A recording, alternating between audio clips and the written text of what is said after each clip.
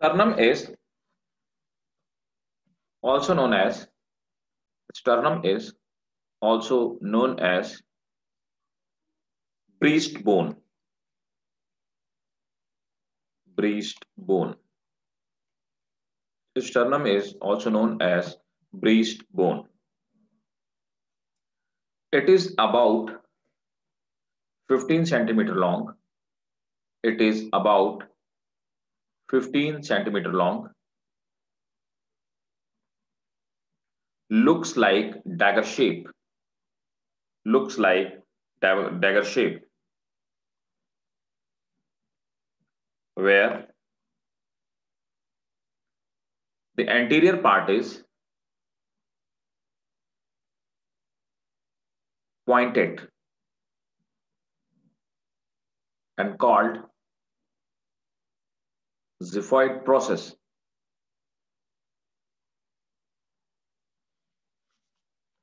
Full stop. इसी में लिखेंगे sternum help in respiratory mechanism. Sternum help in respiratory mechanism.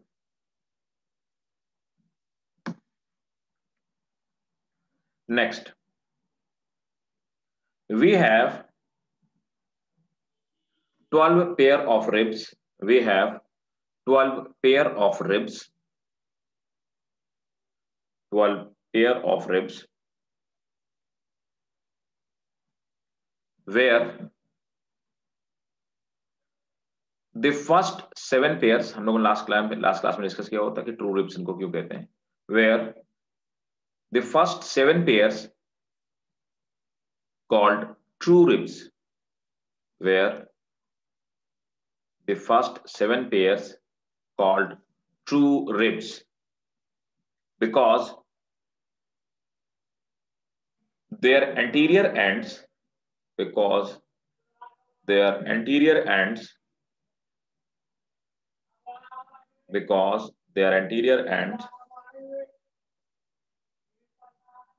are attached directly to sternum.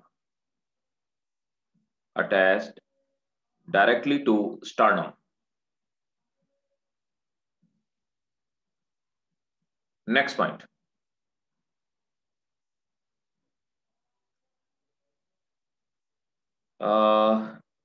The eighth, ये वाली मैंने बताया था, इसमें 8th और 9th जो होती है वो इनडायरेक्टली अटैच होती है, और 11th और 12th जो होती है 8th 9th और 10th इनडायरेक्टली अटैच होती है. ये वाली 8th 9th और 10th इनडायरेक्टली अटैच होती है, और 11th ये वाली हो गई और 12th ये वाली हो गई, जो कि फ्लोटिंग रिब्स होती है. तो नोट करेंगे 8th 9th and 10th ribs are false ribs. 8th 9th and 10th ribs are false ribs.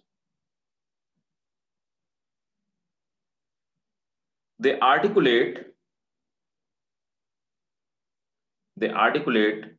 in 7th ribs. तो 7th वाली में जाके जुड़ती हैं. They articulate in 7th ribs and attaches indirectly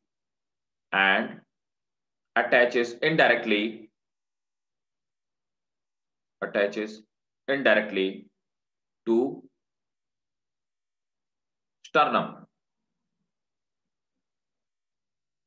Next, 11th and 12th are 11th and 12th ribs are 11th and 12th ribs are floating ribs. Floating ribs, as their anterior ends are not attached to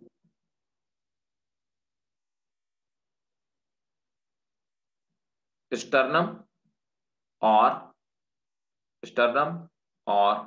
other ribs. Sternum or other ribs.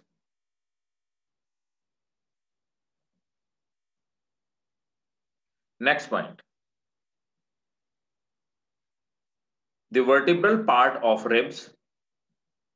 तो मैंने आपको बताया था पीछे की तरफ ये रखा हुआ होता है, अटैच नहीं होता है वर्टिब्रल कॉलम में. The vertebral part of ribs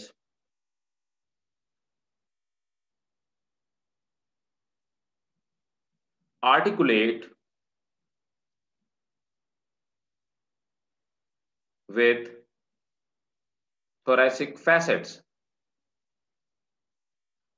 Thoracic facets, ये articulate with thoracic facet.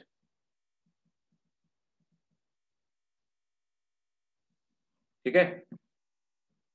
और अभी हम लोग गर्डल्स तो पढ़ेंगे, कितने सारे गर्डल्स पाए जाते हैं। सिर्फ फैसेट क्या होता है? फैसेट्स होते हैं जैसे मान लो कि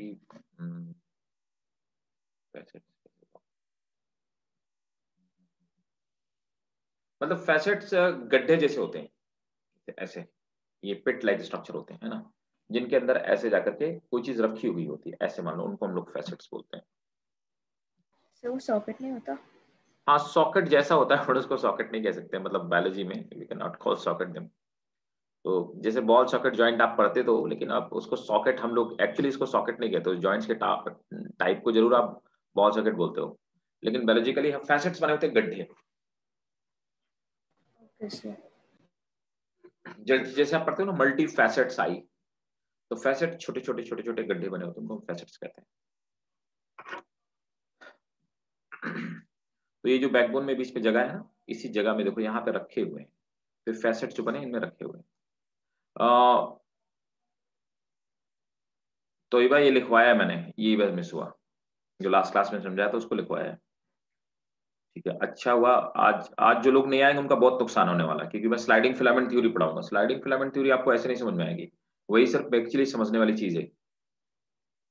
क्लास बंक नहीं करना चाहिए, रेगुलर रहना चाहिए। अब देखो कुछ लोग गायब हो गए, कभी आएंगे कभी नहीं आएंगे, ऐसे नहीं होता भाई, रेगुलर होना चाहिए। नेक्स्ट हेडिंग डालेंगे, bones of arm. Bones of, हाँ आई नो, तो भाई you are late, you are regular one. मतलब मैं उन लोगों को बोल रहा हूँ जो लोग आज ज्वाइन नहीं करते। मैंने देखा कि बहुत सारे लोग संडे को छुट्टी मारते हैं और ज्वाइन ही नहीं करते, संडे को नहीं आते बहुत सारे लोग। दैट इज रॉन्ग, क्योंकि इंपॉर्टेंट चीज आप क्लास में समझिए और आप उसको वीडियो देख के समझो, दोनों में फर्क होता है। यहाँ पे कोई सा भी डाउट है, छोटा सा भी doubt you can ask me, और डाउट मन में नहीं रखना चाहिए। डाउट, अगर आपका डाउट है कोई सब्जेक्ट में, डाउट सब्जेक्टिव डाउट हो, तुरंत पूछना चाहिए, फ्रैंकली पूछना चाहिए, कोई दिक्कत नहीं, बात कर ली बात नहीं है। ठीक है, तो ये समझ में आ गया ना, फ्लोटिंग रिप्स समझ में आ गया, ये फॉल्स रिप्स, ट्रू रिप्स। ठीक, आप देखो हम लोग बात करते हैं आर्म्स की, है ना। तो नेक्स्ट है, वो हेडिंग डालेंगे, बोन्स ऑफ आर्म्स। तो हमारा जो हाथ होता है ना, इसमें जो हड्डियां पाई जाती हैं आर्म में, बोन्स ऑफ आर्म।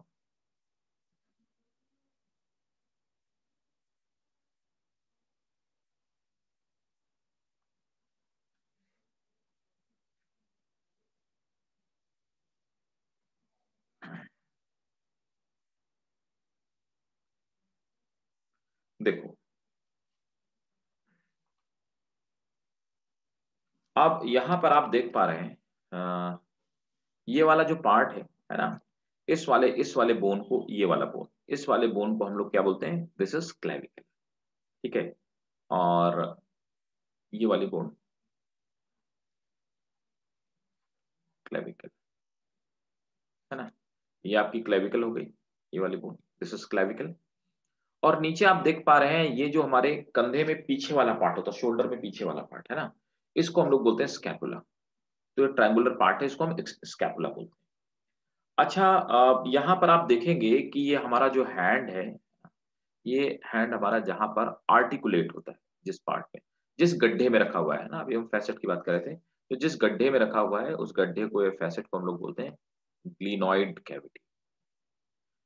तो हमारा जो हाथ, ये जो हमारी बोन है, ये वाली बोन है ना, जिसको हम ह्यूमरस बोलते हैं, ये वाली bone humerus.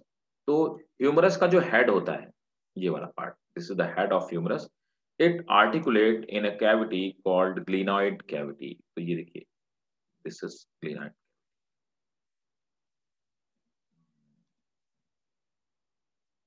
This is glenoid cavity. तो जिस पार्ट में, यहाँ पे जहाँ पे आर्टिकुलेट हो रहा है इस गड्ढे में, इसको हम ग्लिनॉइड कैविटी बोलते हैं। And this is head of humour. तो ह्यूमर का जो हेड होता है वो ग्लिनॉइड कैविटी में आर्टिकुलेट करता है।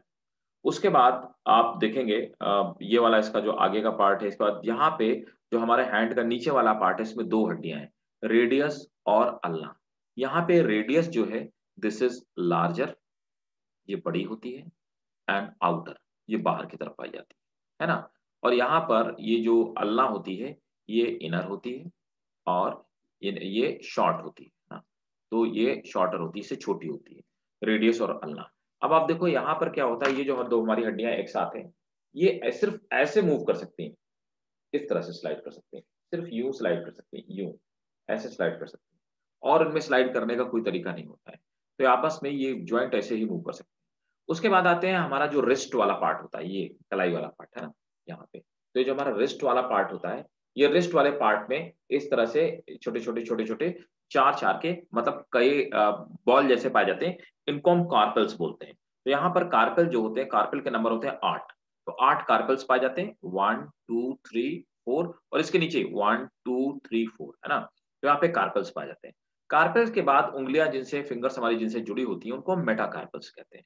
मेटाकार्पल्स आप देखिए यहाँ पे 5 पाए जाते हैं, तो इन कार्पल से यहाँ से 5 मेटाकार्पल्स निकलते हैं। मेटाकार्पल ये वाले पार्ट, ये वाले पार्ट को मेटाकार्पल कहते हैं। उसके बाद आते हैं फेलेंजेस। फेलेंजेस हमारी उंगलियां होती हैं है ना, फिंगर्स को फेलेंजेस कहते हैं। फेलेंजेस यहाँ पे कितनी होती है, 14 फेलेंजेस होती हैं। जो हमारा थंब वाला पार्ट होता है उसमें तो 2 होती हैं, और बाकी में जितने सारे होते हैं 3 होती हैं, 3 3 3 3, तो ये फेलेंजेस, तो इसीलिए फेलेंजेस का जो फॉर्मूला होता है वो होता है 3:3:3:3:3:2, ये फेलेंजेस का फॉर्मूला होता है। ठीक है, समझ में आया? Yes sir. ठीक है, इसका स्क्रीनशॉट ले लो।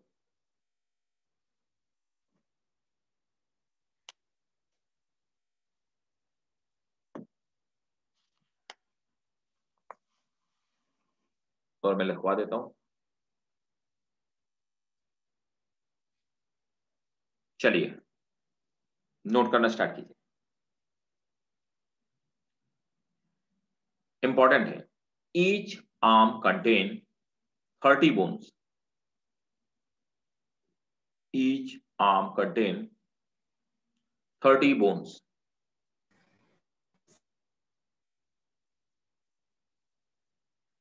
Next point, 1 humerus, 1 radius, 1 ulna, 8 metacarpals, sorry 8 carpals, 8 carpals, 5 metacarpals, 8 carpals, 5 metacarpals, and 14 phalanges. Next,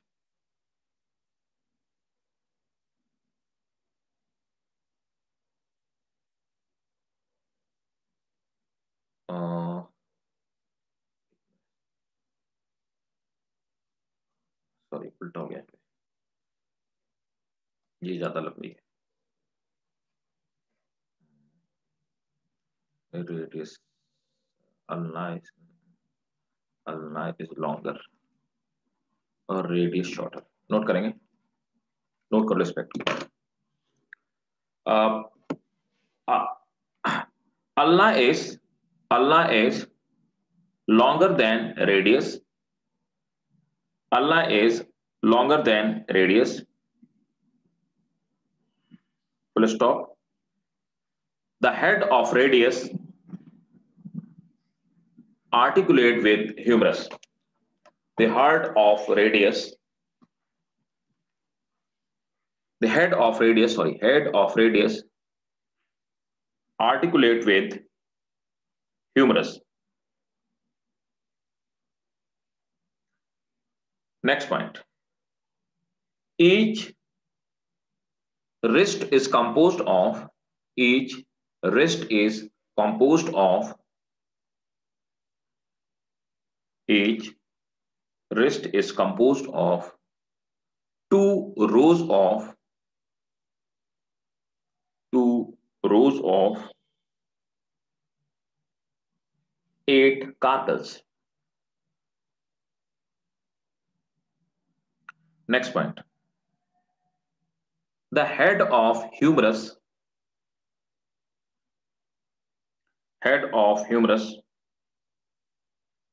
articulate in glenoid cavity of pectoral girdle. देखो ग्लिनॉइड तो वो कैविटी है जिसके अंदर वो खाली जगह है, जिसके अंदर इस खाली जगह को हम ग्लिनॉइड कैविटी बोलते हैं, जिसके अंदर ये ह्यूमरस का हेड रोटेट करता है, ठीक है। और ये जो गड्ढा है क्लेविकल और स्कैपुला मिल करके इस गड्ढे को बनाती हैं, इसको हम पेक्टोरल गर्डल कहते हैं। पेक्टोरल गर्डल के अंदर ग्लिनॉइड कैविटी होती है, ठीक है। ओके,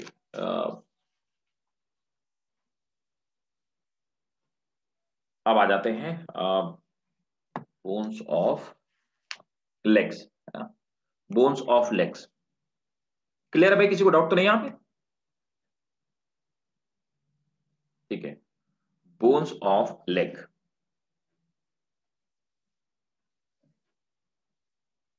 बोन्स ऑफ लेग,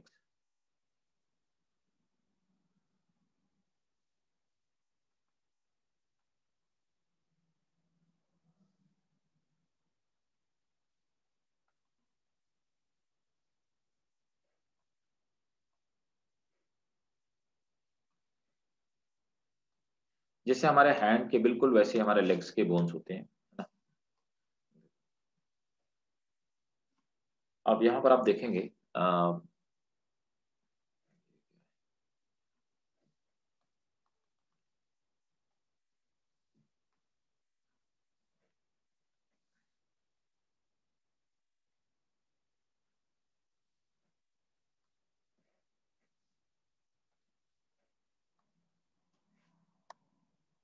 देखो ये हमारे लेग्स के बोन। अब यहां पर आप देखेंगे कि ये जो हमारी सबसे बड़ी हड्डी है लेग की, उसको हम फीमर कहते हैं। फीमर, और यहाँ पर नीचे वाली हड्डी जैसे वहां पे रेडियोल्ना थी, वैसे यहाँ पे टिबियो फिबुला होती है ना, टिबिया फिबुला। तो यही यहाँ पर भी एक बाहर वाली है, आउटर साइड है, एक इनर साइड है, एक बड़ी है एक छोटी है। यहाँ पर एक छोटी सी हड्डी पाई जाती है, इसको हम पटेला कहते हैं। ये पटेला हमारे नी का फॉर्मेशन करती है ना। और यहाँ पर देखिए ये वाला पार्ट जो होता है, इस बोन को हम प्यूबिस कहते हैं ना। तो और इलियम, इस्चियम और प्यूबिस, है ना, ये हमारे बैक वाले पोर्शन का फॉर्मेशन करती है, ठीक है। और आप देखेंगे कि यहाँ पर ये वाला जो पार्ट है, इसको हम ये बोलते हैं एसिटाबुलम। एक मिनट, यहाँ पर एक गड्ढा है, इस गड्ढे को हम कहते हैं पेल्विक गर्डल, है ना। पेल्विक गर्डल बोलते हैं। तो इस पेल्विक गर्डल में ये जो हेड ऑफ, तो ये पेल्विक गर्डल बना था कौन है? इलियम, इस्चियम और प्यूबिस मिलकर के पेल्विक गर्डल का फॉर्मेशन करते हैं। जैसे वहां पर हमने देखा था स्कैपुला और वो मिलकर के, ठीक है। तो यहाँ पे इलियम, प्यूबिस और इस्चियम मिलकर के पेल्विक गर्डल का फॉर्मेशन करते हैं। इस पेल्विक गर्डल के अंदर जो फीमर का हेड होता है वो आर्टिकुलेट करता है, ठीक है। अब यहाँ पर नीचे टिबियो फिबुला पाई जाती है। टिबियो फिबुला के बाद जैसे वहां पे पाई जाती थी, हमने अभी देखा कार्पल्स पाई जाती थी, यहाँ पे टार्सल्स पाई जाती है। कार्पेल और टार्सल में फर्क है कि टार्सल यहाँ पे 7 पाई जाती है, जबकि कार्पेल वहां पे 8 होती थी। तो यहाँ पर ऊपर 1 2 3 और नीचे 1 2 3 और 4। तो ऊपर एक हड्डी कम हो गई, एक टार्सल कम हो गई। जैसे वहां पे कार्पेल में 4 4 की रो थी, यहाँ पे 3 3 की रो, 3 और 4 की रो है। मेटा बाकी मेटाटार्सल्स वैसे ही 5 मेटाटार्सल पाई जाती है। फ्लेंजेस भी वहीं पे 14 पाई जाती है। तो हमारे जो लेग की ये फुट की और हैंड की जो फिंगर्स हैं, उनमें फिंगर तो इक्वल है, लेकिन एक टोटल मिला के जो बोन्स का फर्क है वो एक बोन्स का फर्क है, वो भी टार्सल, ठीक है ना। वहां पे कार्पेल में 8 है, यहाँ पे टार्सल में 7 है। बाकी बिल्कुल सब कुछ वैसे ही है। क्लियर है?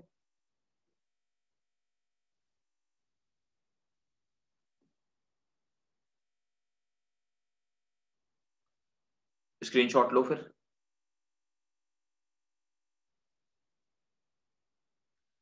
अच्छा, एक और चीज है,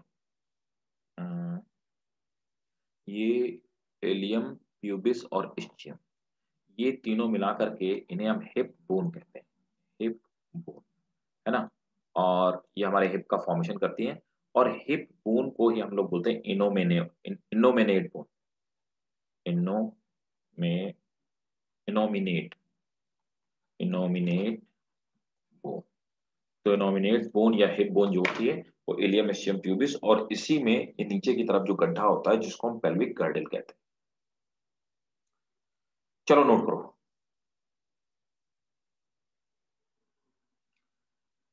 पेल्विक गर्डल और पेल्विस,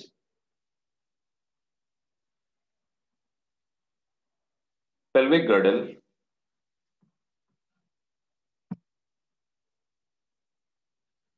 किस किस को फेलेंजेस में 15 में, हाँ वो एक्चुअली जेनेटिकल एबनॉर्मेलिटी होती है भाई साहब, जेनेटिकल एबनॉर्मेलिटी होती है, जेनेटिक डिजीज है वो, किसी के 15 हो जाना।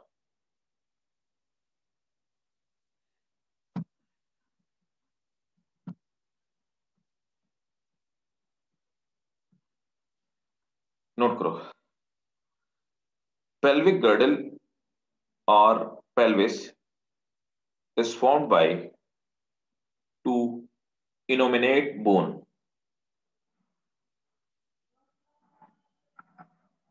Is formed by two innominate bone. Each innominate bone is consist of each innominate bone is consist of three bones: ilium, ischium, and pubis. Ilium, ischium, and pubis. Full stop.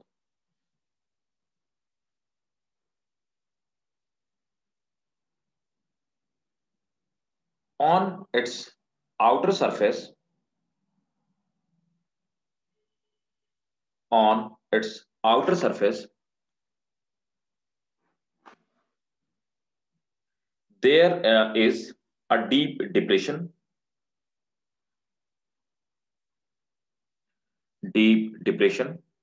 called the acetabulum. so deep Depression called acetabulum. Deep depression called acetabulum, in which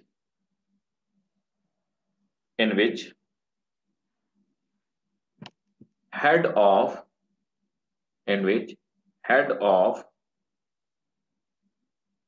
femur articulate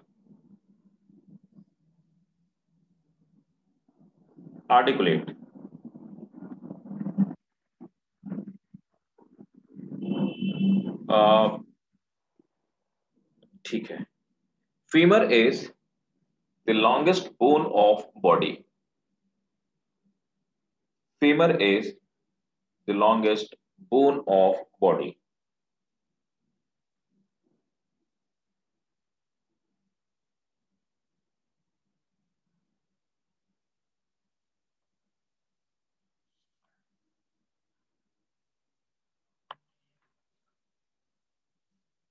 Next point. Leg is consist of 30 bone. Leg is consist of 30 bone.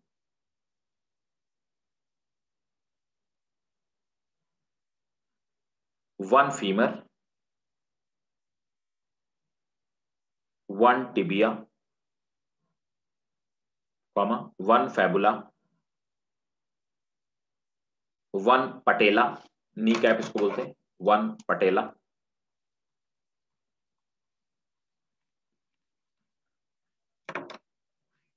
comma, 7 dorsals, 5 metatarsal, 14 phalanges.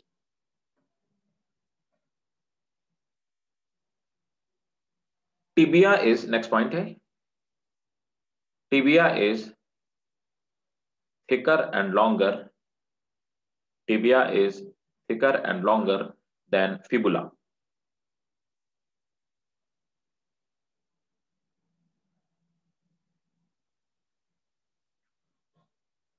ठीक है भाई। अब आ जाते हैं joints में, है ना। Joints कितने टाइप के पाए जाते हैं, काउंटिंग जरूर बोन्स की याद रखना, अक्सर नीट में क्वेश्चन पूछ लिया था काउंटिंग के मामले में, और काफी कंफ्यूजन होता है जब आपके पास पूरा सिलेबस तैयार हो चुका होता है 11th 12th का, तो काफी कंफ्यूजन होता है। आज आपको लगता है इजीली कि याद है, हमें हैंड में 29 पाई जाती हैं, हैंड में 30, इसमें 30, है ना, या हमें अभी याद है कि हमें टॉर्सल 7 होती है, कार्पल 8 होती है, इनमें से टिबियो फिबुला में कौन बड़ी है कौन स्ट्रॉन्गर है, लेकिन जब पूरा सिलेबस होता है on that time it become very confusing. So it keep in mind कि ये क्वेश्चन आप अक्सर फ्रिक्वेंटली पूछे जाते हैं। अब देखो, अब हम ज्वाइंट की बात करते हैं, ज्वाइंट।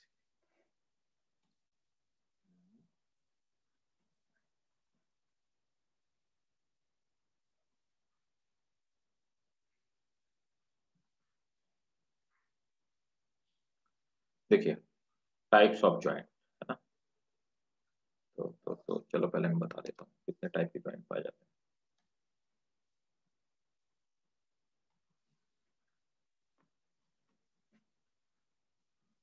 सबसे पहले होते हैं,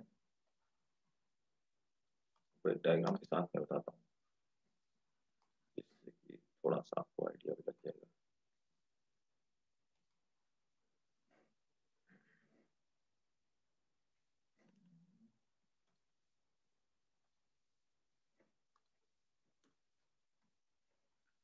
तो सबसे पहले जो हमारे ज्वाइंट्स होते हैं, first joint, they are immovable joint और फाइब्रस ज्वाइंट।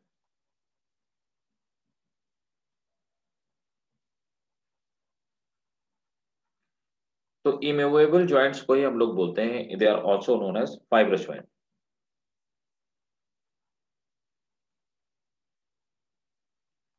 जो कि हमारे हेड में पाए जाते हैं, है ना, इनको हम फाइब्रस ज्वाइंट बोलते हैं, दे आर नॉट मूवेबल। यहाँ पर क्या होता है कि ये इस तरह से, है ना, ये जो हमारे सर होते हैं उनमें ये इस तरह के ज्वाइंट्स पाए जाते हैं, they are called fibrous joints. ठीक है, तो दे आर नॉट मूवेबल, है ना, नोट करिए, इमूवेबल ज्वाइंट और fibrous joints. No movement takes place, no movement. तो हमने, जैसे आपने पूछा हुआ था मेरे से कि सर ये बोन की हड्डियां कैसे जुड़ी होती है, तो मैंने आपको बताया था हम जॉइंट्स में पढ़ेंगे। तो जो हमारी ये क्रेनियम वाली हड्डियां होती है, मैंने आपको बताया था कि इस तरह का लॉक टाइप का स्ट्रक्चर होता है जिससे जुड़ी होती है। तो नोट करेंगे, they are no movement between these bones is concerned, they are made up of, they are made up of white fibrous tissues, they are made up of white fibrous tissues,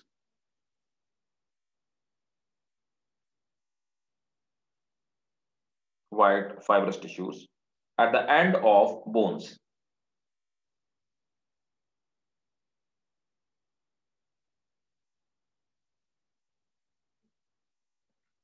Joints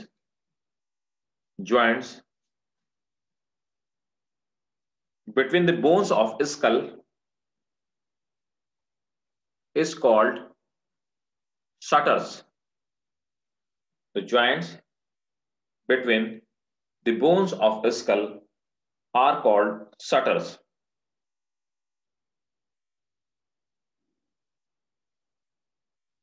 ठीक है, तो example हो गया immovable joint का, एक तो immovable joint का क्या हो गया, शटर हो गया। Next, the joints between, the joints between teeth and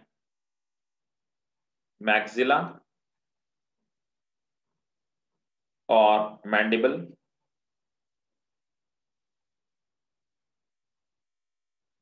the joints between teeth and maxilla, teeth and mandible, they are immovable or fixed joint. ये ज्वाइंट वो होते हैं जो मूव नहीं करते कभी भी, है ना, but they are joints between the bones, ठीक है। दूसरे वो होते हैं जो बहुत कम मूव करते हैं, स्लाइटली मूवेबल ज्वाइंट, है ना।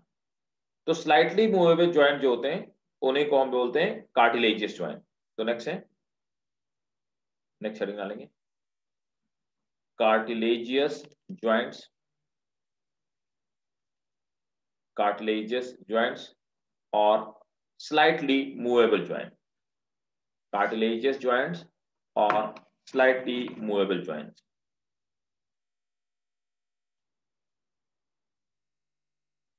अब देखो क्या होता है कि इंटरवर्टिब्रल जो डिस्क होती है ना, ये हमारी इंटरवर्टिब्रल डिस्क, है ना, इनके बीच में जो ज्वाइंट्स होता है वो कुशन लाइक होता है, they are like this one.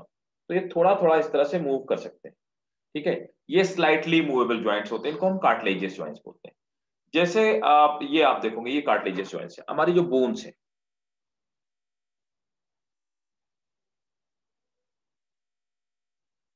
ना। अब ये भी जो हमारी बोन्स है, बैकबोन है, तो ये बैकबोन के जो ज्वाइंट्स हैं ये बहुत कम मूव कर सकते हैं, they are very less movable, तो बहुत कम मूवमेंट होता है क्योंकि ये हमारी जो बोन्स है ये इसमें जुड़ी हुई है, ठीक है। नोट करेंगे,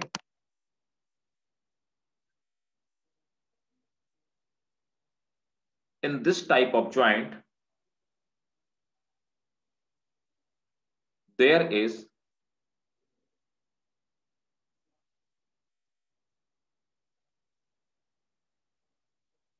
in this type of joint there is a pad of, underline करेंगे, white fibrous cartilage between ends of the both bone, between ends of the both bones.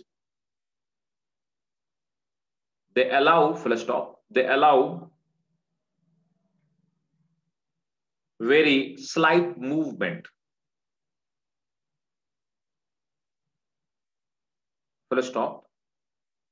The movement is possible because of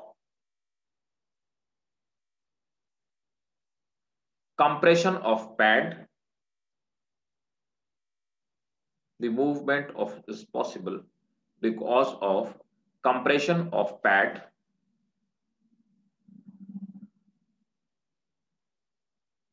full stop. Example, joints between vertebrae, joints between vertebrae, that is intervertebral disc, that is intervertebral disc, ठीक है। अब third आ जाते हैं, तीसरे joints के type कौन कौन से होते हैं, थर्ड टाइप। तो एक तो वो हो गए जो बिल्कुल मूव ही नहीं करते, दूसरे वो जिनमें बहुत स्लाइट मूवमेंट है, थर्ड जो फ्रीली मूवेबल होते हैं। नेक्स्ट नोट करेंगे, फ्रीली मूवेबल और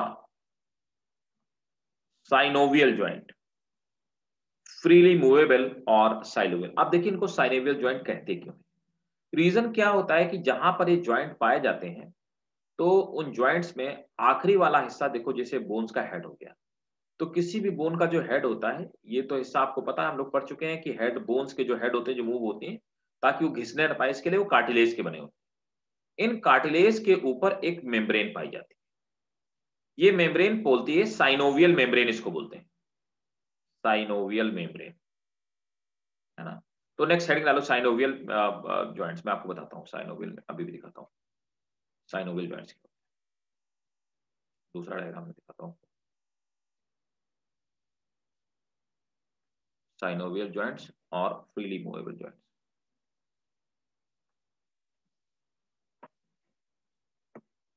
देखो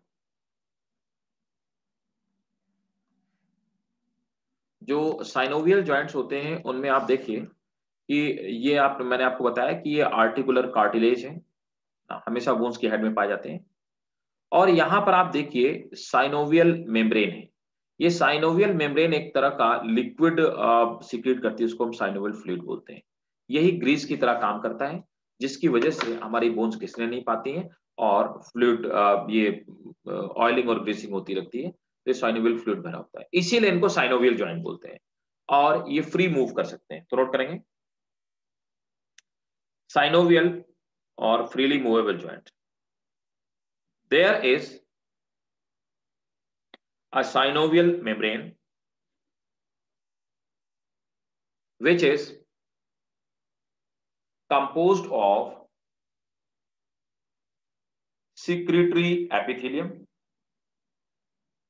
which is composed of secretory epithelium, full stop. This membrane secrete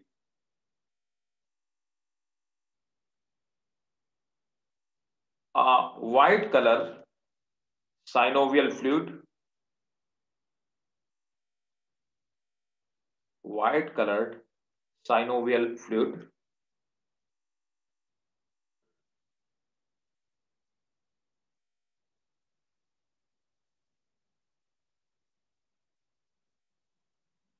which help in reducing the friction,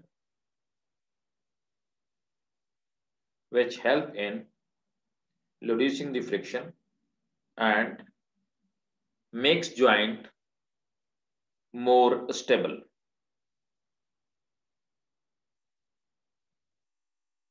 Full stop. The end of bone, the end of bone is made up of, the end of bone is made up of articular cartilage. Next point. There are following six type of, there are following six type of, there are following six type of synovial joints.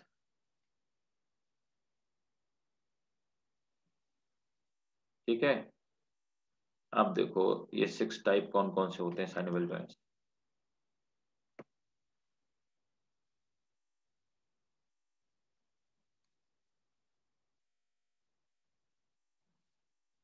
First देखो, सबसे पहला है gliding joint. First gliding joint note करिए। तो पहला हमारा जिसको हम प्लेन या ग्लाइडिंग ज्वाइंट बोलते हैं, फर्स्ट इज ग्लाइडिंग ज्वाइंट। तो ये वाला हमारा प्लेन या ग्लाइडिंग ज्वाइंट है ना। This is the simple joint where, तो जहां पर दोनों हड्डियां मूव करती हैं उनके जो सरफेस होते हैं मूव करने वाले हेड, वो फ्लैट होते हैं। ठीक है, तो देखिए यहाँ पे दोनों फ्लैट है, ये इंटरवर्टिब्रल जो डिस्क है इसके बीच में फ्लैट वाला हिस्सा है ना। तो नोट करेंगे the articular surface are, the articular surface, this is हाँ सो फर्स्ट पॉइंट क्या था? फर्स्ट पॉइंट आप डालेंगे ये gliding joint. The articular surface of two bones, the articular surface of two bones are usually flat. Full stop. They permit only back and forth, या तो आगे पीछे, back and forth and side by side movement, इधर rotate हो जाएगी इधर rotate हो जाएगी, back and forth and side by side movement.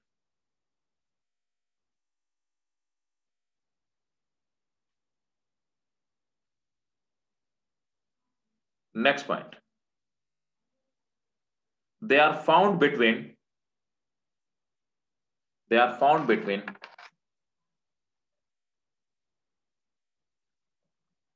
carpal bones. They are found between carpal bones and between tarsal bones. They are found between carpal bones and tarsal bones. Next,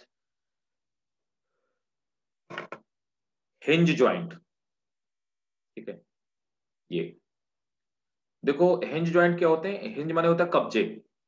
मतलब जैसे हमारे दरवाजे, तो दरवाजा हमारा एक ही डायरेक्शन में खुलता है, उसी तरह हिंज ज्वाइंट जो है ये जैसे होता है ना, ये हमारा हाथ एक ही तरफ मुड़ सकता है, ये अपोजिट डायरेक्शन नहीं मुड़ सकता है. ठीक है, तो this is hinge joint. Note करेंगे hinge joint. They allow movement. They allow movement in single plane. They allow movement in single plane. Single plane.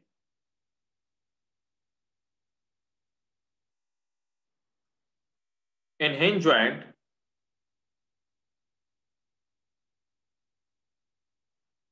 one bone have concave surface and another convex. One bone have concave surface and another convex. Full stop. Next example. The movement of occipital condyle, हमने पढ़ा था school में पाई जाती है नीचे वाली bone. The movement of occipital condyle of skull. The movement of occipital condyle of skull and atlas of vertebra.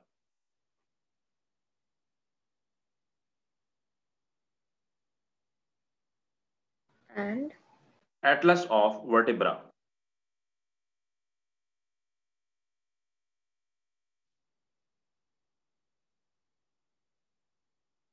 Next point. Pivot joint.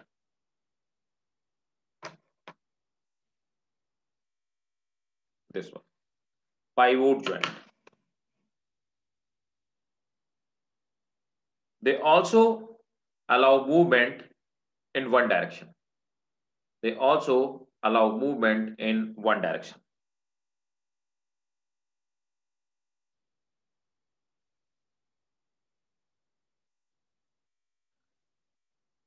The joint between radius and ulna. The joint between radius and ulna is this kind of joint. मैंने आपको बताया था अभी, side by side से move कर सकते हैं. Radius and ulna is this kind joint. Next, fourth, ellipsoid joint. Ellipsoid joint.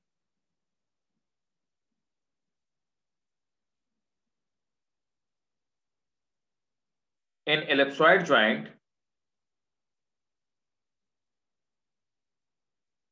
they allow movement in two planes.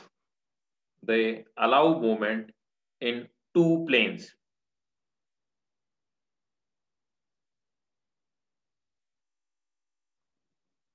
Back and forth, आगे पीछे, and side to side.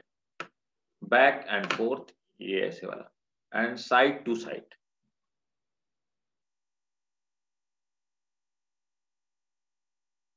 ठीक है. Example, the joint between metacarpal and phalanges. The joint between metacarpal and phalanges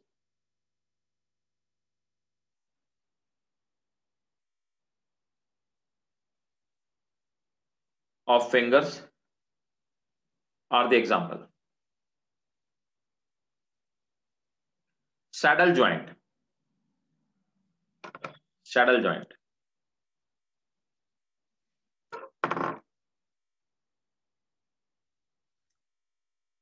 saddle joint they allow free movement, freely movement, चारों तरफ कहीं भी किसी भी डायरेक्शन मूव कर सकते हैं। Saddle joint they allow free movement. The projection of a bone, जैसे फीमर का ऐसे गड्ढे में, पेल्विक गड्ढे में फिट हो जाना। The projection of a bone fits into depression of another bone. The projection of bones fits into depression of another bone.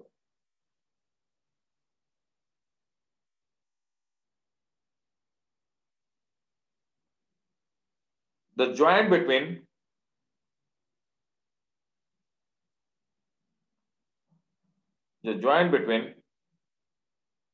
thumb of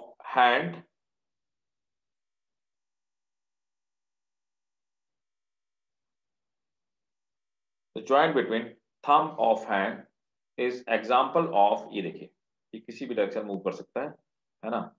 The joint between thumbs of hand is example of saddle joint. Next, ball socket joint. Ball socket joint. They are the most freely movable joint. They are the most freely movable joint.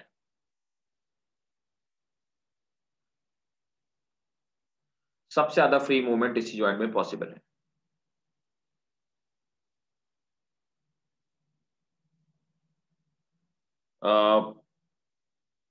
A bone fit a bone have ball-like structure. A bone have ball-like structure is fit to socket-like structure of another bone. A bone have ball-like structure fit to socket-like bones of another.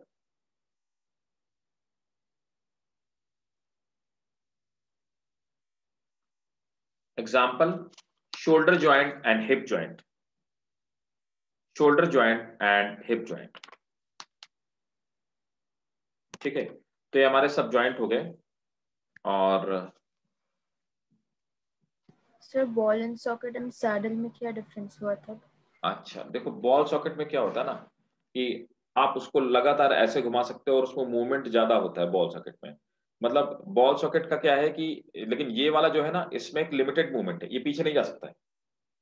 ठीक है, back and fourth नहीं जा, इसका ये घूमेगा तो ये rotate तो ऐसे करेगा, लेकिन अगर आप सोचो कि इसकी एक्सिस ज्यादा है, मल्टी एक्सिस हो जाए, पीछे की तरफ भी चलाए आगे की तरफ, ऐसे नहीं हो सकता है। ठीक है, ये इधर इधर भी ज्यादा नहीं जा सकता है। देखो ये मूवमेंट तो फ्री है, लेकिन आप इसका बैक एंड फोर्थ, तो देखो फोर्थ तो मूवमेंट है, बैक मूवमेंट नहीं है। ठीक है ना, साइड बाय साइड मूवमेंट, ये मूवमेंट नहीं है। और बॉल सॉकेट में क्या होता है, back and fourth, side by side movement और रोटेटरी मूवमेंट, तीनों पॉसिबल है। ठीक है, समझ गए? इसमें सिर्फ ये फ्री मूवमेंट पॉसिबल है बस। अब देखो, अब जो मैं पढ़ाने जा रहा हूं उसका मैं प्रॉपर आपको फ्लो चार्ट के फॉर्म में ये दे दूंगा। पीडीएफ है मेरा खुद का बनाया हुआ है, that is the best explained. आप अगर आपको समझ में आ गया तो आपको स्लाइडिंग फिलामेंट थ्योरी समझने में कोई दिक्कत नहीं होने वाली। ठीक है, और अगर वो आपको नहीं समझ में आए तो थोड़ी सी दिक्कत वाली बात है। तो पहले हम समझते हैं, पहले हम क्या समझते हैं। ठीक है, तो हमारी जो मसल्स होती हैं वो कैसी होती हैं, पहले तो हम ये समझते हैं। हमारी जो स्केलेटल मसल्स होती हैं वो होती कैसे हैं, एक्चुअल में कैसी होती हैं, फिर स्लाइडिंग फिलामेंट थ्योरी बताती क्या है।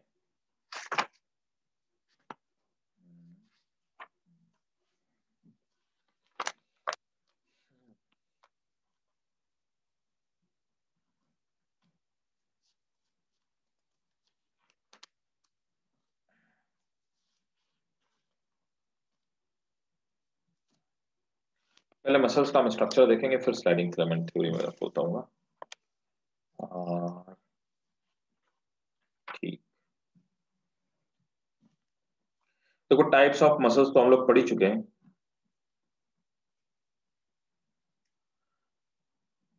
देखो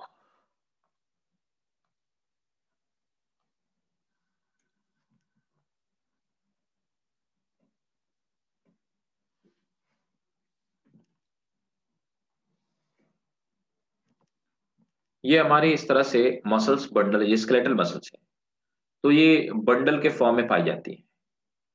और मसल्स के ऊपर एक लेयर चढ़ी हुई होती है। देखिए मसल्स हमारी पूरी, मसल्स के ऊपर एक पतली सी लेयर चढ़ी है जिसको हम सार्कोलेमा बोलते हैं।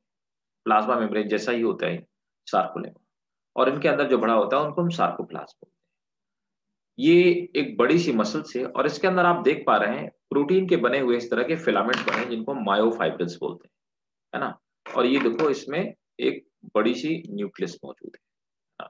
और अंदर इस तरह से रॉड लाइक स्ट्रक्चर, इनको मायोफाइब्रिल्स बोलते हैं, ठीक है। और इनके बीच बीच में देख पा रहे हैं यहाँ पे अंदर सार्कोप्लाज्म भरा हुआ है, बीच बीच में सार्कोप्लाज्म भरा हुआ है, और यहाँ पर देखो ये माइटोकॉन्ड्रिया भी मौजूद है ना।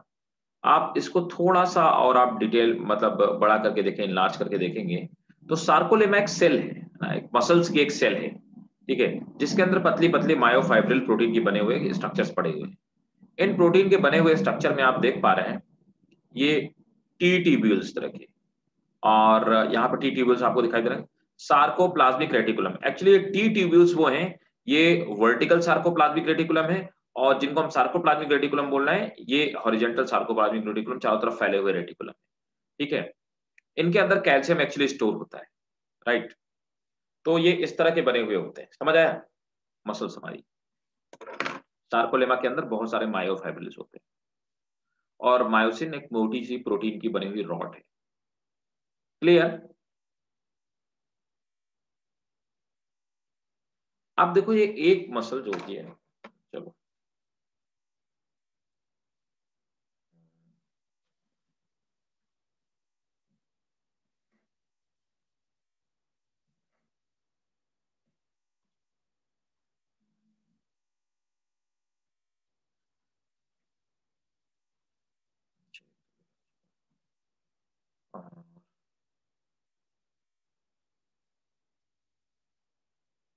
देखो भाई,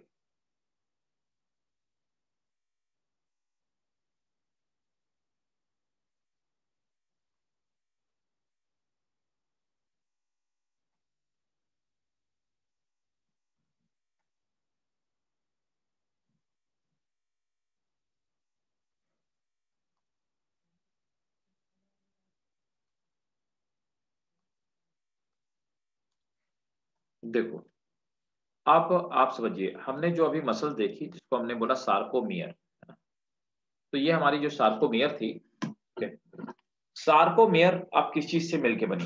अब आप देखो यहाँ पर ये दो तरह की प्रोटीन से मिलकर के बनी हुई, थोड़ा सा गौर से समझेंगे और ध्यान से बात को समझेंगे, एक एक स्टेप को बहुत क्लियरली समझेंगे। यहाँ पर ये जो आपको ग्रीन कलर के दिखाई दे रहे हैं ये एक्चुअली क्या है, दे आर एक्टिन फिलामेंट, ठीक है। तो ग्रीन ग्रीन कलर के मोटे जो फिलामेंट आपको दिखाई दे रहे हैं वो एक्टिन फिलामेंट है ना।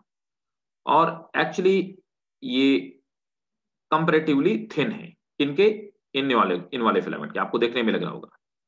तो ये थिन फिलामेंट्स है, इनके बीच बीच में मायोसिन बने हुए, मायोसिन एक प्रोटीन से बने हुए फिलामेंट है, दे आर थिक फिलामेंट्स। तो एक्टिन और मायोसिन बीच बीच में इस तरह से रॉड की तरफ फिक्स है, ठीक है। जब मसल्स कॉन्ट्रैक्ट होती है तो ये एक्टिन मायोसिन एक दूसरे के ऊपर इस तरफ स्लाइड कर जाते हैं, एक दूसरे के ऊपर इस तरह से स्लाइड कर जाते हैं, और स्लाइड करने की वजह से मसल्स क्या होती हैं, कॉन्ट्रैक्ट हो जाती है। जब ये फिलामेंट स्लाइड आउट करते हैं तो मसल्स रिलैक्स हो जाती हैं, खुल जाती हैं। तो अगर मैंने इस हाथ को इस तरह से मैंने इस हाथ को फोल्ड किया, तो मतलब मेरी जो एक्टिन और मायोसिन फिलामेंट है वो आपस में स्लाइड इन कर गए।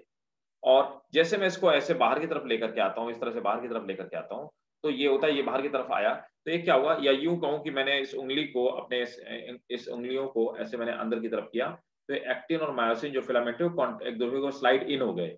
जैसे मैंने इसको रिलैक्स किया वो स्लाइड आउट हो गए। तो इस तरह से मसल्स कॉन्ट्रैक्ट होती है। एक्टिन और मायोसिन अल्टरनेटली पाए जाते हैं, और आप देखिए इनके बीच में स्पेस भी है, एक्टिन और मायोसिन के बीच में स्पेस भी है। अब देखो क्या होता है, ये जो हमारा एक्टिन, अब आप देखिए समझिए, इनके बीच में यहाँ पे जो गैप है उसको हम एम लाइन कहते हैं। ये बीच में एक बैंड पड़ा है, इसको हम एम लाइन कहते हैं। इनके बीच में जो हॉरिजन है ये एच हॉरिजन बोलते हैं इसको, ठीक है। और देखिए यहाँ पर, इधर देखो, ये डार्क ए बैंड है, यहाँ पर लाइट, तो जहां पर ये डार्क वाली प्रोटीन दिखाई देती है यहाँ पे डार्क ए बैंड है, यहाँ लाइट कलर के आई बैंड होते हैं, और इधर भी आई बैंड होते हैं, A band I band A band I band. और एक सार्कोमेयर से दूसरे सार्कोमेयर के बीच में एक जो लाइन, इसको हम जेड लाइन कहते हैं। अब देखो यहाँ पर ये जो ग्रीन वाली प्रोटीन है, जिसको कि हम क्या बोलते हैं, थिन प्रोटीन बोलते हैं, थिन फिलामेंट्स बोलते हैं, ये तीन प्रोटीन से, एक्टिन जो है ये तीन प्रोटीन से मिलकर के बनी हुई है। कौन कौन सी? ट्रोपोनिन, ट्रोपोमायोसिन और एक्टिन, ठीक है। तो ट्रोपोनिन क्या है, ये आप देख पा रहे हैं, गोल गोल सी प्रोटीन है, ये बीच बीच में कहीं पे दूर, थोड़ी थोड़ी दूर पे, इनको हम ट्रोपोनिन बोलते हैं। और यहां पर आप देख पा रहे होंगे ये एक गोल गोल सी प्रोटीन, एक्टिन प्रोटीन, तो एक्टिन के फिलामेंट है, तो इस तरह से ग्लोबुलर प्रोटीन से बना हुआ ये एक्टिन फिलामेंट है। फिर आप देख पा रहे होंगे ये एक फिलामेंट की तरह जो येलो कलर का फिलामेंट रन कर रहा है, इसको हम ट्रोपोमायोसिन कहते हैं। एक्टिन जो फिलामेंट है, ठीक है, एक्चुअली इस लंबे से ये एक्टिन दो फिलामेंट से मिलकर बना होता है ना। तो एक्टिन के एक फिलामेंट को, ये सब कुछ नोट्स में आपको मिल जाएगा, मैं अभी आपको दिखाऊंगा। एक्टिन का जो एक एक प्रोटीन है, एक यूनिट है, इसका जो मोनोमर है उसको हम लोग बोलते हैं जी प्रोटीन, ठीक है। तो जी प्रोटीन क्या है? ग्लोबुलर प्रोटीन है। तो जी प्रोटीन एक मोनोमर है किसका? एक्टिन फिलामेंट का। अब आप देखिए, ये जो आपको डार्क मैजेंटा कलर के दिखाई दे रहे हैं, इस प्रोटीन को हम लोग बोलते हैं, ये जो पूरा फिलामेंट है ये मायोसिन है। मायोसिन का जो मोनोमर है, उस मायोसिन के मोनोमर को, ये जो आपको दिख रहा है ये डाइमर है, इसको हम मीरोमायोसिन बोलते हैं, मीरोमायोसिन। तो मीरोमायोसिन क्या है? ये मायोसिन का मोनोमर है, ठीक है। अब दो मीरोमायोसिन आपस में सांप की तरह एक दूसरे से लिपटे होते हैं, स्नेक की तरह। इसका जो नीचे वाला टेल वाला पार्ट होता है, ये लाइट प्रोटीन से बना होता है। हेड वाला जो पार्ट होता है, ये हैवी प्रोटीन से बना होता है। तो यहां पे ये जो टेल वाला पार्ट है, इसको बोलते हैं LMM, लाइट मीरोमायोसिन। और जो हेड वाला पार्ट है उसको बोलते हैं HMM, हैवी मीरोमायोसिन, ठीक है। इसके जो हेड वाले पार्ट होते हैं ये प्रोजेक्ट आउट होते हैं, बाहर की तरफ निकले हुए होते हैं।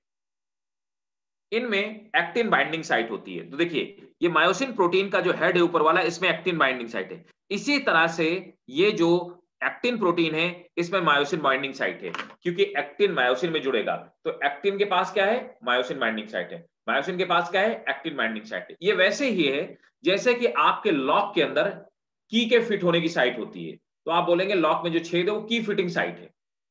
और उसी तरह से की के अंदर छोटे छोटे गैप्स बने होते हैं, तो गैप्स अगर मैं पूछूं क्या है, तो आप बोलेंगे that is a lock fitting site. तो लॉक में की फिटिंग साइट है, की में लॉक फिटिंग साइट है। उसी तरह से एक्टिन प्रोटीन में मायोसिन बाइंडिंग साइट है, और माइंडिंग प्रोटीन में, मायोसिन प्रोटीन में एक्टिन बाइंडिंग साइट है, और एक्टिन प्रोटीन में मायोसिन बाइंडिंग साइट है। क्लियर है?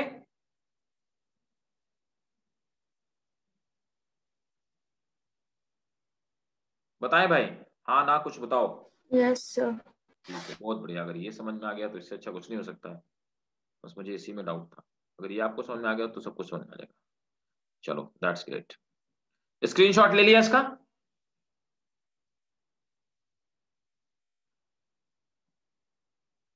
ले लिया स्क्रीनशॉट?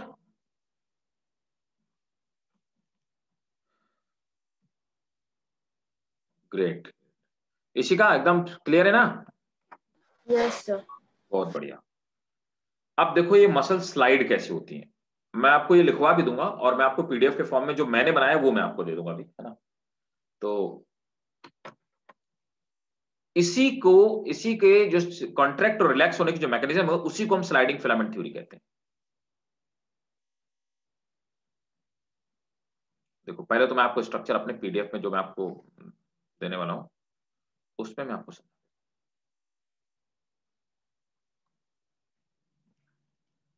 देखो, ये मैं आपको भेज दूंगा। ये एक सार्कोमियर है, सार्कोमियर में इसको हम लोग बेटा बोलते हैं जेड लाइन, इसको बोलते हैं, ये दो जेड लाइन हो गई। इन जेड लाइन के बीच में यहां पर देखो, अब यहाँ पे जो खाली जगह है ना, ये वाली खाली जगह, जिसमें अंदर की तरफ आकर के ये मायोसिन फिलामेंट फिट होंगे, इसको हम आई बैंड बोलते हैं। और ये जो इसके बीच का जो गैप, इसको ए बैंड बोलते हैं। तो जब मसल कॉन्ट्रैक्ट होगी, ये अंदर की तरफ जाएंगे, है ना, तो ए बैंड धीरे धीरे खत्म होता जाएगा और आई बैंड बढ़ जाएंगे। आप देखिए यहां पर ये जो ब्लैक ब्लैक से मैंने बनाए हैं, ये थिन फिलामेंट है, इनको मायोफिलामेंट बोलते हैं। ये किससे बने हैं? एक्टिन से बना है, ट्रोपोमायोसिन से बने हैं, ट्रोपोनिन से बने हैं। और ये थिक फिलामेंट है, ये मायोसिन से बने हैं। ये हम लोगों ने अभी थोड़ी देर पहले समझ लिया और डिटेल में समझा। ठीक है, अब देखिए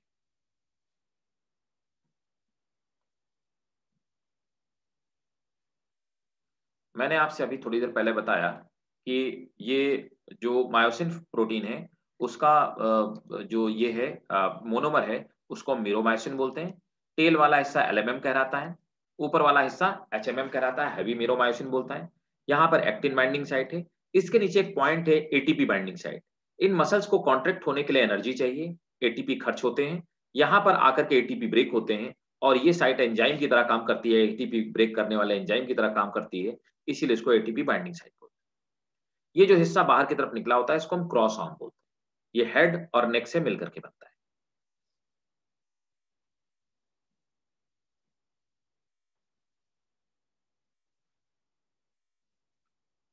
ये पार्ट मैंने देखो लिख दिया है यहाँ पे। ठीक है, मायोसिन मोनोमर मीरोमायोसिन, ठीक है, made up of two polypeptide chain helically arrange, head work as enzyme, ATPase enzyme, and it breaks down ATP into ADP and release energy. सब चीज यहाँ पे लिखी है, हालांकि आपको कुछ भी लिखने की भी जरूरत नहीं है। Myosin is a polymer, monomer is meromyosin. अब देखो ये भी मैंने इनफैक्ट लिख दिया कि मीरोमायोसिन दो चीज से मिलकर बना होता है। मीरोमायोसिन टेल बनी होती है लाइट मीरोमायोसिन की, हेड बना होता है ग्लोबुलर हेड, और शॉर्ट नेक हैवी मीरोमायोसिन की बनी होती है। ठीक है, जो बाहर की तरफ निकले होते हैं इनको क्रॉस आर्म या क्रॉस ब्रिजेस कहते हैं। अब देखिए स्ट्रक्चर ऑफ एक्टिन फिलामेंट, अब जो थिन फिलामेंट है, एक्टिन फिलामेंट का structure, it is a contractile protein, मतलब कॉन्ट्रैक्ट होने वाली protein, made up of three protein, तीन प्रोटीन से मिलकर बनी होती है। ये बीच बीच में ट्रोपोनिन पड़े हुए हैं। ठीक है, ये जी एक्टिन है ना, ये जो फिलामेंट है उसको एफ एक्टिन कहते हैं। तो एक्टिन प्रोटीन जो है वो दो एफ एक्टिन की बनी होती है, और इसका मोनोमर क्या है? जी प्रोटीन, ग्लोबुलर फिलामेंट, है ना। और बीच में जो थ्रेड बना है ये ट्रोपोमायोसिन का है। तो ट्रोपोनिन, ट्रोपोमायोसिन और एफ एक्टिन। एफ एक्टिन, अब देखो यहां पे मैंने ये भी लिख दिया है, एफ एक्टिन को फिलामेंटस एक्टिन बोलते हैं, क्योंकि फिलामेंट के फॉर्म में दो एक्टिन के फिलामेंट यहां पे पड़े होते हैं। G actin is a monomer of F actin. इस फिलामेंट का जो मोनोमर है उसको हम जी एक्टिन कहते हैं। जी एक्टिन का नीचे स्ट्रक्चर भी देखो दिया हुआ है, यहां पे मायोसिन बाइंडिंग साइट है, ये आपका जी एक्टिन हो गया। ट्रोपोनिन में आ जाओ, ट्रोपोमायोसिन, ठीक है, it is a fibrous protein, fibre की तरह प्रोटीन है। It runs close to the F actin in entire length, पूरे में ये एफेक्टिन के चारों तरफ दौड़ती रहती है। ट्रोपोनिन प्रोटीन पे आ जाते हैं। ट्रोपोनिन प्रोटीन में मैंने आपको बता रखा है यहाँ पे कि ट्रोपोनिन जो प्रोटीन है, तो ट्रोपोनिन प्रोटीन ये इस तरह की, it present in tropomyosin and short distance, थोड़ी थोड़ी दूर पे होती है, थ्री सब यूनिट से मिलकर बनी होती है, टी, आई और सी। अब ये टी आई सी क्या है? टी का मतलब होता है टी सब यूनिट में binding site for tropomyosin, C calcium binding site, I inhibitory site. ये एक्टिन और मायोसिन के जो बॉन्ड बनते हैं, उन दोनों के बीच में बॉन्ड बनने को रोकता है, जो इनहिबिटरी साइट होता है। सर क्यों रोकते हैं? क्यों? क्योंकि अभी मसल्स रिलैक्स हैं, अभी रोके रखेगा तो मसल्स रिलैक्स रहेंगी। अगर बॉन्ड बनने लगेंगे तो अपने आप मसल्स कॉन्ट्रैक्ट होने लगेंगी। जब कमांड आती है तब ये ओपन होता है और दोनों के बीच में बॉन्ड बनने लगता है। जैसे बॉन्ड बनने लगेंगे वैसे मसल स्क्रॉल करने लगेंगे। आप समझिए बात को। अब मैं आपको एक वीडियो दिखाता हूं, ठीक है, जिससे कि आप बहुत आसानी से समझ जाएंगे। लुक,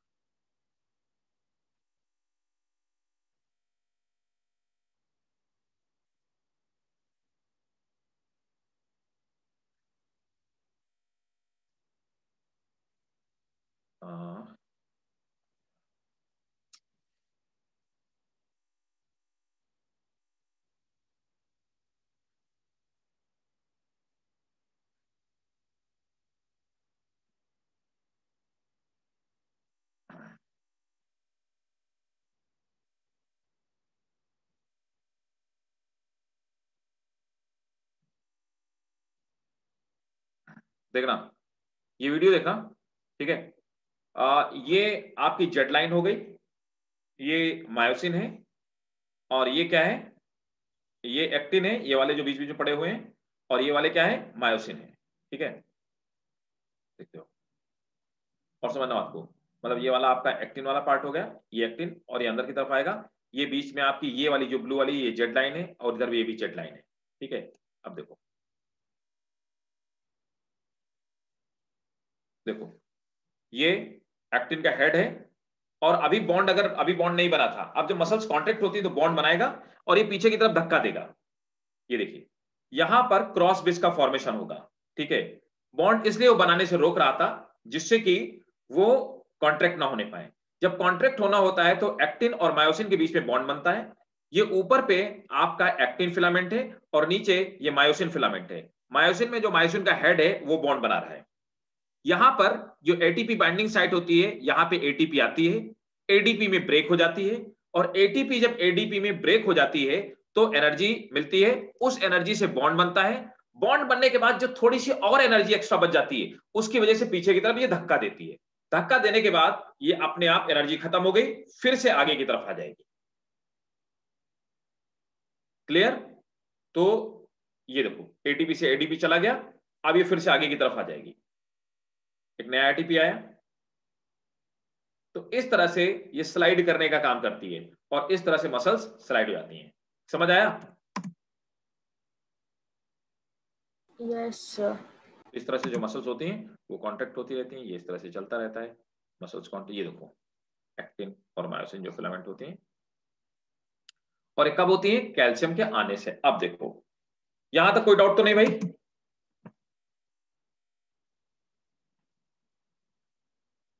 अब देखो स्लाइडिंग फिलामेंट थ्योरी क्या बताती है, कैसे मसल स्लाइड होती हैं। अब मैं आपको फिर से अपनी को दिखाता हूं ये होता कैसे। फिर से मैं पीडीएफ दिखाता हूं, देखो अब क्या होता है कि किसी भी मसल्स को कॉन्ट्रैक्ट होने के लिए कमांड आती है। सपोज दैट मैंने कोई गर्म चीज छुई, टच किया, तो मेरे ब्रेन में इंफॉर्मेशन गई, ब्रेन से ऑर्डर आया, ऑर्डर लेकर के आने वाली जो न्यूरॉन्स होती है उनको मोटर न्यूरॉन्स कहते हैं। मोटर न्यूरॉन्स ऑर्डर लेकर के आई। अब देखिए इंपल्स आया, एक्सॉन के एंड में ऑर्डर आया, जैसे ऑर्डर आया अब दोनों आपस में न्यूरॉन्स और मसल्स कांटेक्ट में नहीं होती, दोनों के बीच में थोड़ी सी दूरी होती है। अब क्या होता है कि जैसे ये ऑर्डर लेकर के आया तो पहला स्टेप क्या होगा, आप देखिए स्टेप स्टेप बाय स्टेप सब कुछ लिखा हुआ है। फर्स्ट स्टेप, सबसे पहला स्टेप होगा, ये जो वेसाइकल्स होंगे, इन वेसाइकल्स में कहां पे, न्यूरॉन्स के आखिरी में कुछ वेसाइकल्स हैं, इनमें कुछ हार्मोन्स बने, उनका नाम है एसिटिल कोलाइन। एसिटिल कोलिन एक तरह का न्यूरोट्रांसमीटर है। जैसे ही ऑर्डर आया, ऑर्डर आते ही ये वेसाइकल्स नीचे की तरफ मूव करने लगेंगे। और क्यों मूव करेंगे, जैसे ही ऑर्डर आया, ये जो नॉब्स है, साइनेप्टिक नॉब्स हैं, आखिरी एंड है जो न्यूरॉन्स का, ये कैल्शियम बाहर से एब्जॉर्ब करने लगेगा। कैल्शियम एब्जॉर्ब करने की वजह से वेसाइकिल नीचे की तरफ से मूव करने लगेंगे, और यहां पर आकर के वेसाइकिल बस्ट हो जाएंगे। तो vesicle burst and release transmitter due to entry of calcium ion from extra cellular fluid. तो सेल के बाहर जो फ्लूइड भरा है उससे कैल्शियम एब्जॉर्ब करता है, और उसकी वजह से वेसाइकिल नीचे आते हैं, और नीचे की तरफ आकर के ये बस्ट कर जाते हैं। पहला step clear? Sir can you explain this part again? हाँ बिल्कुल। So what happens whenever a impulse come at the end of neuron, that is called synaptic knob. So on that time they start, these neurons, the end of neurons, they start absorbing calcium inside. Where? From extracellular fluid, the fluid which is filled outside of these synaptic knobs. Clear? After No absorbing sir. calcium, so calcium push these vesicle outside. These vesicles comes at the margin or the end of cell, and they burst outside. Outside means extracellular fluid, ECF. When they burst, acetylcholine is released. Clear पहला step?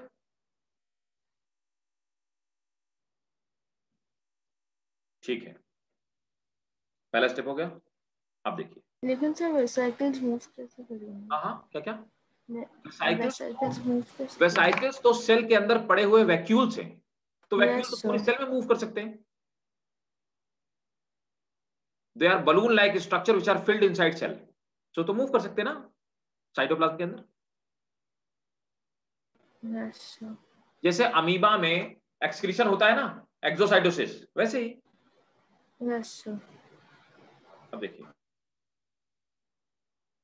अब क्या है, यहां पर neurons और muscles के बीच में जो जंक्शन है इसको हम मोटर प्लेट कहते हैं। एसिटिलकोलिन रिलीज हो गया। अब क्या होता है, मसल्स के एक्सटर्नल सरफेस पे कुछ रिसेप्टर पाए जाते हैं जिनको रिसेप्टर प्रोटीन कहा जाता है। ये रिसेप्टर प्रोटीन एसिटिलकोलिन को ले लेते हैं। एसिटिलकोलिन को लेने के बाद ये अंदर की तरफ एब्जॉर्ब कर लेते हैं। इस एसिटिलकोलिन के जाने की वजह से अब यहां पर सार्कोप्लाज्मिक रेटिकुलम पाए जाते हैं। अभी थोड़ी देर पहले हमने देखा सार्कोमियर जिनको हम कह रहे थे, ठीक है। वो सार्कोप्लाज्मिक रेटिकुलम, मैंने आपको बताया था कि सार्कोप्लाज्मिक रेटिकुलम का काम क्या होता है कि वो कैल्शियम एब्जॉर्ब करके रखते हैं। Sarcoplasmic reticulum storing calcium ion, they are also called L tubulins, इनको हम एल्ट्यूब्यूल्स भी बोलते हैं। Calcium ion release when acetylcholine reaches to reticulum, जैसे इनके पास एसिटिलकोलिन निकलता है ये कैल्शियम आयन रिलीज कर देते हैं। क्लियर?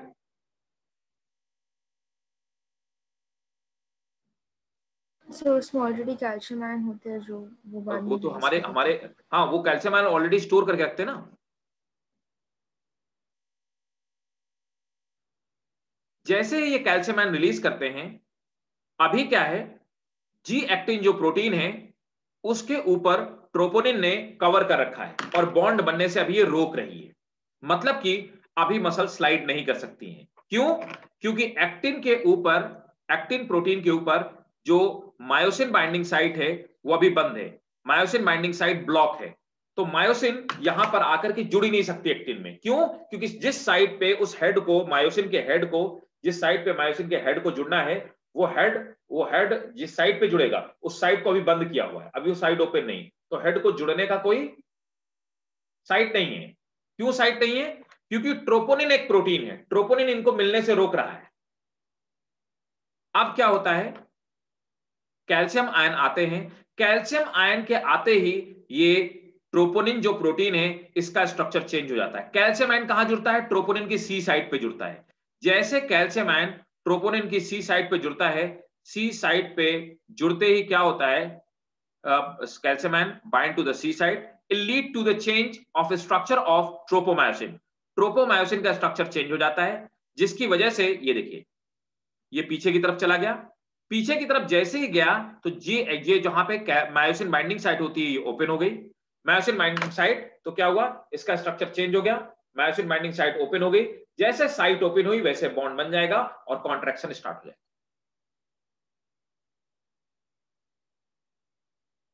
क्लियर? Yes, sir. ठीक है, तो ये जो वाला जो नोट्स मैंने आपको दिखाया ये मैं दे दूंगा। इसी को हम स्लाइडिंग फिलामेंट थ्योरी बोलते हैं। ये देखो ऐसे एटीपी खर्च होते रहते हैं, ठीक है। तो एटीपी जब टूटते हैं तो आधी एनर्जी यूज होती है बॉन्ड बनाने में और आधी एनर्जी होती है धक्का देने में, फोर्स करें, स्ट्रोक देने में, ठीक है। This is called sliding filament theory. Clear हो Yes, गया भाई sir. सबको पूरा? Yes, sir. ठीक है, तो ये वाला नोट्स मैं देखो अभी फॉरवर्ड कर देता हूँ, देख लेना। Excuse तो me, इस चैप्टर sir. हमारा है ना, ये चैप्टर हमारा कंप्लीट हो गया। इसमें यही इंपॉर्टेंट चीज थी, मुझे बस यही समझाना था आपको, और यही एक्चुअल में समझने लायक चीज भी है इसमें।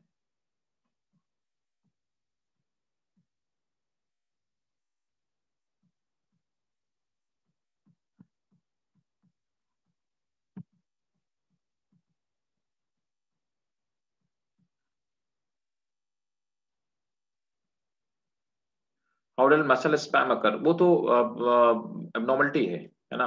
इवन टिटनिस कैसे हो जाता है?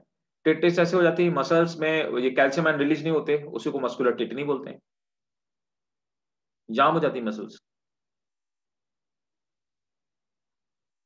लेकिन सर कैसे?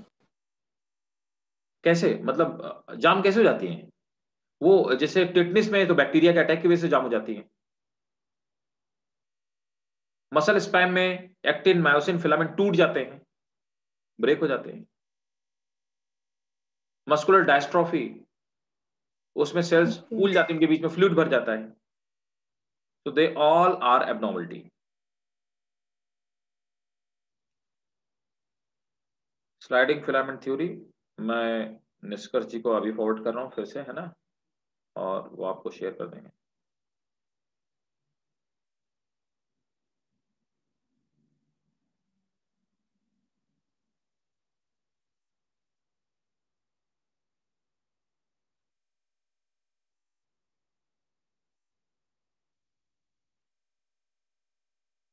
ठीक है, मैंने निष्कर्ष जी को फॉरवर्ड कर दिया, विल शेयर विद यू, है ना। सो ये था हमारा स्लाइडिंग फिलामेंट थ्योरी थी, ठीक है, लोकोमोशन मूवमेंट चैप्टर।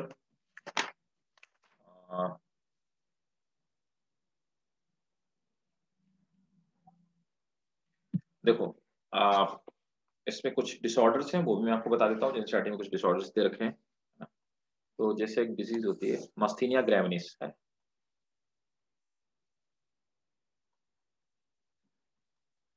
मैस्थीनिया ग्रेविस।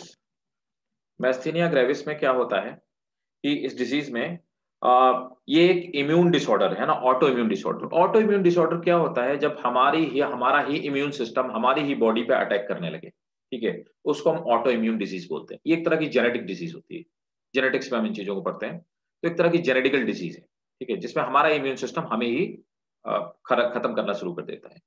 जैसे कि ब्लड कैंसर क्या है, ब्लड कैंसर एक तरह की ऑटो इम्यून डिजीज है। ब्लड कैंसर में हमारी ही डब्ल्यूबीसी हमारे ही ब्लड को खाना स्टार्ट कर देती है, बाकी सेल्स को खाना स्टार्ट कर देती है।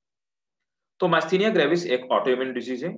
इसमें क्या होता है कि पैरालिसिस हो जाती है, स्केलेटल मसल्स में फटीग फील होती है ना, और वीकनेस फील होती है, ठीक है। So that is weakness, note कर लो। It is a auto immune disease, note कर लो। It is a auto immune disease in which patient feel weakness, fatigue, and sometime weakness, fatigue, and sometime paralysis.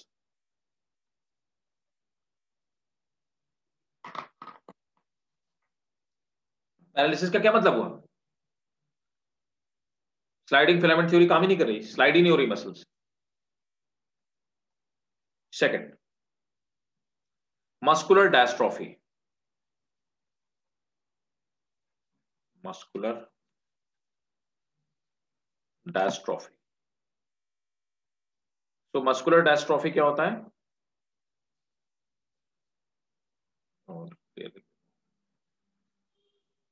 Muscular डायस्ट्रोफी, देखो muscular डायस्ट्रोफी this is, यहां पे क्या होता है, ये भी एक जेनेटिक डिसऑर्डर है। इसमें मसल्स डिजेनरेट होने लगती है, नोट करेंगे। It is also a genetic disorder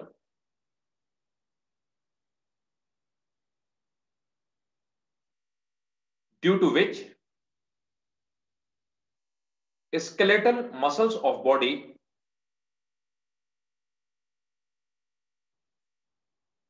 starts degenerating. Third,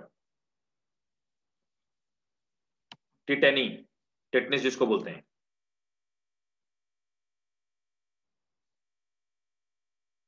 Rapid spasms in muscles due to rapid spasms in muscles due to low calcium ion in blood.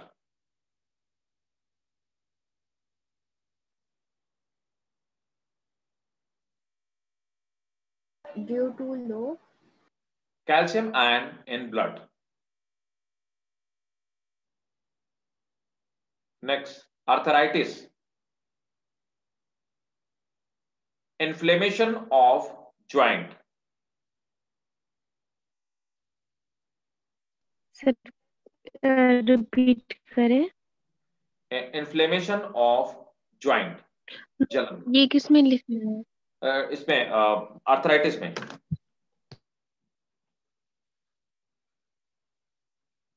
Arthritis घुटनों में जो दर्द होता है। गाउट। गाउट में क्या होता है, ये जो हाँ, इन्फ्लेमेशन ऑफ जॉइंट। गाउट में क्या होता है, यूरिक एसिड के क्रिस्टल बन जाते हैं जिससे चलने में दर्द होता है। नोट करेंगे, inflammation of joint, inflammation of joint due to accumulation of due to accumulation of uric acid।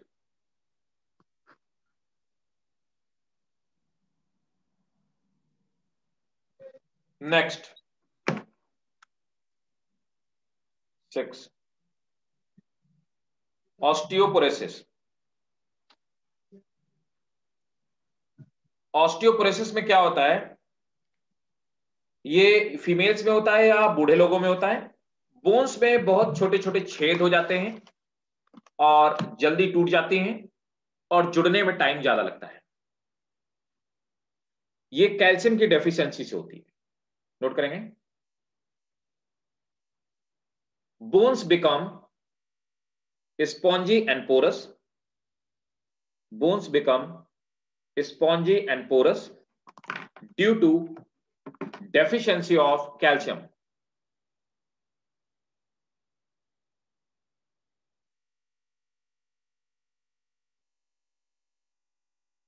ठीक है भाई, तो ये चैप्टर कंप्लीट हो गया हमारा। अब नेक्स्ट चैप्टर हमारा हम लोग पढ़ेंगे। अब आप ऐसा करो, एक काम और कर लो, साथ में क्लास अपनी थोड़ी सी बढ़वा लो, है ना, जिससे कि आपका सिलेबस थोड़ा सा जल्दी से हो जाए, क्योंकि अब आप ही का सिलेबस रह रहा है। लोकोमोशन हो गया। नेक्स्ट न्यूरल और केमिकल कंट्रोल, 2 चैप्टर बचे हुए हैं। केमिकल कोऑर्डिनेशन थोड़ा सा बड़ा चैप्टर है, इसमें टाइम ज्यादा लगेगा। न्यूरल छोटा है लेकिन केमिकल बड़ा है। हालांकि न्यूरल में भी क्लास लगेगी, ऐसा नहीं है, न्यूरल इतना छोटा नहीं है, लोकोमोशन से थोड़ा सा बड़ा है, ऑलमोस्ट बराबर ही समझो। तो लेकिन केमिकल कोऑर्डिनेशन थोड़ा सा बड़ा चैप्टर, इसमें टाइम ज्यादा लगेगा। तो ह्यूमन फिजियोलॉजी अगर हो जाएगी, और अच्छा, फर्स्ट यूनिट तो हो चुकी है, सेकंड यूनिट भी हमारी हो चुकी है, थर्ड यूनिट हो चुकी है। सेकंड यूनिट में कुछ रह रहा है ना, एक चैप्टर रह रहा है ना, क्या रह रहा है, एनाटॉमी। क्या भाई, मॉर्फोलॉजी पढ़ा चुका हो ना, है ना।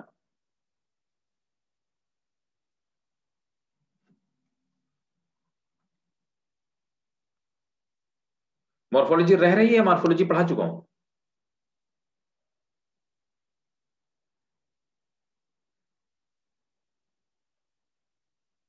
रह गया, अच्छा, बाकी दोनों पढ़ा दिए, प्लांट एनाटॉमी और एनिमल एनाटॉमी पढ़ा चुका हूं, मॉर्फोलॉजी रह गई है।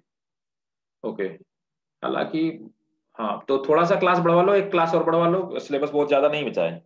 एनिमल एनाटॉमी ही बड़ा था, थोड़ा सा प्लांट में थोड़ा सा टाइम लगेगा, थोड़ा सा लगेगा, लेकिन प्लांट फिजियोलॉजी छोटा है, मतलब प्लांट फिजियोलॉजी में चैप्टर छोटे छोटे हैं, तो ज्यादा टाइम नहीं लगता, उसमें समझने वाला एक्चुअली ज्यादा है। ठीक है, तो